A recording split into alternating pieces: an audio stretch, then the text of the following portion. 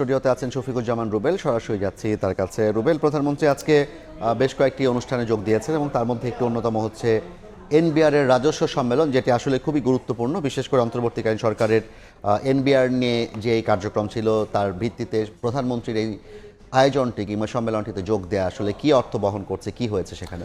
প্রধানমন্ত্রী আজকে NBR programme কিন্তু এই অন্তর্বর্তী সরকারের আগের যে এনবিআর এর কার্যক্রম, এই যে যাবতীয় যে বিষয়গুলো সেগুলো নিয়ে বিস্তর আলোচনা করেছেন। তিনি অনেক সময় কথা বলেছেন এবং অত্যন্ত গুরুত্বপূর্ণ বিষয়গুলো সামনে নিয়ে আসছেন। কারণ আপনার রাষ্ট্র পরিচালনার ক্ষেত্রে রাজস্ব আদায়ের জায়গাটা কিন্তু অত্যন্ত গুরুত্বপূর্ণ, কেননা হিউজ পরিমাণে একটা ক্যাপাসিটি দরকার হয় অর্থ আদায়ের ক্ষেত্রে। সাধারণ মানুষ, আমাদের দেশের ক্ষেত্রে সাধারণ মানুষের কাছ থেকে টাকা আনা, রাজস্ব আদায় আনা, এটা একটা চ্যালেঞ্জিং বিষয়। এই সকল বিষয় নিয়ে প্রধানমন্ত্রী কথা বলেছেন। আমরা যদি মোটা দাগে কথা বলি তাহলে প্রধানমন্ত্রী এই যে গেল আমলে, বিশেষ করে আওয়ামী লীগ সরকারের সময় এনবিআর কীভাবে আসলে কুক্ষিগত করে রাখা হয়েছে, এনবিআরের যে কার্যক্রম সেগুলো ক্ষেত্রে অনেকেই অন্তর্বর্তীকালীন সরকারের শাস্তির সম্মুখীন হয়েছে, সেগুলো নিয়ে তিনি দুঃখ প্রকাশ করেছেন। বলেছেন যে এই ধরনের ঘটনার পুনরাবৃত্তি হবে না, এই আশ্বাস তিনি দিয়েছেন। পাশাপাশি যারা এর শাস্তির আওতায় রয়েছেন তাদের মওকুফের বিষয়টি বিবেচনা করবেন।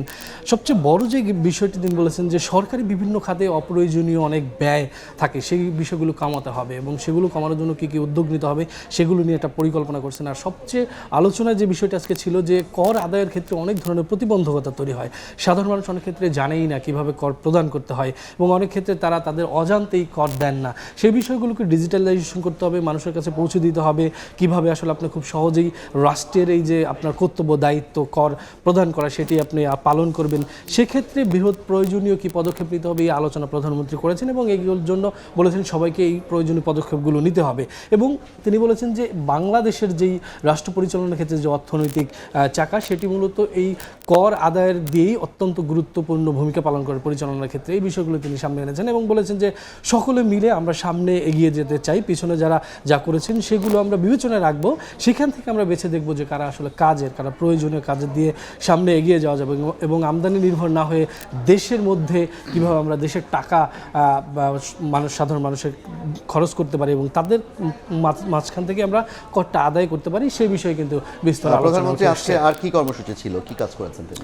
আপনি জানেন যে প্রধানমন্ত্রী অনেক বেশি ব্যস্ত থাকেন ইদানিং দেশের বিভিন্ন কাজ নিয়ে, তেমনি তিনি বিভিন্ন সেক্টর নিয়েও ব্যস্ত থাকেন। আপনারা জানেন যে পাহাড়ে চা শ্রমিক রয়েছে, তাদের পাশে মূলত প্রধানমন্ত্রী দাঁড়িয়েছেন। আজকে আমরা সেরকম একটি দেখেছি যে প্রধানমন্ত্রী মূলত তার জায়গা থেকে চা শ্রমিকদের পাশে দাঁড়ানোর জন্য কী কী পদক্ষেপ নেওয়া যায়, বিশেষ করে জানেন যে পাহাড়ি অঞ্চলে অনেক বেশি বৃষ্টিপাত হয়, সেই বৃষ্টিপাতের ক্ষেত্রে রোগবালাইয়ের তাড়না তো থাকেই, পাশাপাশি তাদের পাশে কীভাবে দাঁড়ানোর জন্য রেইনকোট প্রদান করেছেন। এটি মূলত প্রাথমিকভাবে রেইনকোট দিয়ে শুরু করেছেন, সেই সংশ্লিষ্ট একটি প্রোগ্রাম ছিল। আমরা দেখেছি যে চা শ্রমিকরা সেখানে এসেছেন, প্রধানমন্ত্রীর কাছ থেকে রেইনকোট নিয়েছেন, তারা অনেক খুশি এবং তাদের প্রবলেমের কথা তারা বলেছেন। প্রধানমন্ত্রী প্রায় 1 লাখেরও বেশি চা শ্রমিককে রেইনকোট দেওয়ার কথা বলা হচ্ছে এই প্রতিবেদনে। এবং একটা বিষয় একটু জানা দরকার, মানে এই মুহূর্তে দেশে অনেক ধরনের সংকট কিংবা অনেক কিছু নিয়ে কাজ করতে হচ্ছে, এর মাঝেও চা শ্রমিকদের কথা প্রধানমন্ত্রী মনে রাখলেন কি করে কিংবা কেন?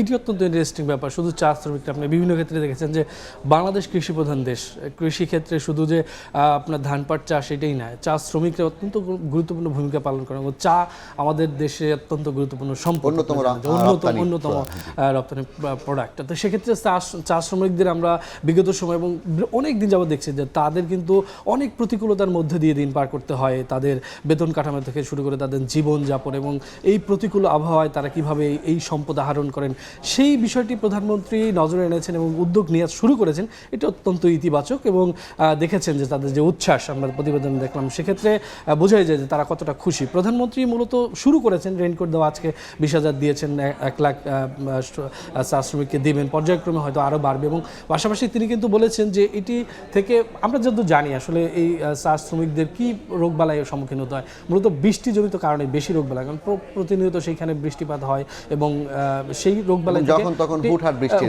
বৃষ্টিপাত হয়, সেক্ষেত্রে রেইনকোট অত্যন্ত ভূমিকা পালন করবে। এবং প্রধানমন্ত্রী কিন্তু বলেছেন যে সরকার সব উদ্যোগ নিতে হবে, ব্যাপারটা এরকম না, কারণ চা শ্রমিকদের কিন্তু অনেক বৃহৎ একটা অংশ এবং বলা যায় যে 1/3 কিন্তু প্রাইভেট সেক্টরের। সেক্ষেত্রে প্রধানমন্ত্রী বলেছেন যে যারা ব্যবসায়ী রয়েছেন তারা যাতে তাদের পাশে দাঁড়ায় এবং অবশ্যই এতে আমাদের দেশের চা যে বাজার রয়েছে সেটা আরও সমৃদ্ধ হবে। জি, আপনাকে ধন্যবাদ জানাচ্ছি। আমরা আসলে যেটি দেখলাম যে চা শ্রমিকরাও কিন্তু অত্যন্ত আনন্দিত এবং তারা অল্পতেই অনেক বেশি তুষ্ট হয় সেটির প্রমাণ কিন্তু আজকেও তারা দিয়েছেন। আপনাকে ধন্যবাদ। জি, অনেক ধন্যবাদ। আমরা এতক্ষণ জানছিলাম প্রধানমন্ত্রী আজকের দিনের যে কার্যক্রম সে বিষয়ে বিস্তারিত।